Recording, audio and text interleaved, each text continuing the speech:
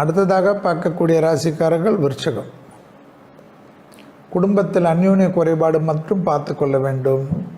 காது மூக்கு தொண்டை சளி தொந்தரவு சிறிது கவனம். கண்டிப்பாக செவ்வாய் நீச்சம். விநாயகரையும் முருகரையும் சுப்பிரமணிய புஜங்கத்தையும் கேட்பது உங்களுக்கு மன அழுத்தத்தை தீர்க்கும். தேக ஆரோக்கியத்தில் வயிறு கழிவுகள் போராடெல்லாம் தொந்தரவு பண்ணுவோம். லோ பிபியெல்லாம் ஆகும். ஹார்மோன் குறைபாடெல்லாம் ஆகும். மூட் ஸ்விங் அதிகமாக வரும். குடும்பத்தில் ரொம்ப கோவப்படுவீங்க. எப்படி உங்களை சமாளிக்கிறதுனே தெரியாது. குடும்பத்தில் இருக்கவங்களுக்கு ஏன்டா இவ்வளோ கோவப்படுறோன்னு நீங்கள் சொன்னாலும் கேட்க மாட்டீங்க. ஏதோ இதோட உலகமே அழிகிற மாதிரி அவ்வளோ ஆவேசப்படுவீங்க. எல்லாரும் உங்களை ஏமாத்துகிற மாதிரி ஒரு ஃபீலிங் இருக்கும். கொஞ்சம் அமைதியாக இருங்க. ராசிநாதன் செவ்வாய் நீச்சமாக இருக்கனால வம்பில் மாட்டிக்காதீங்க.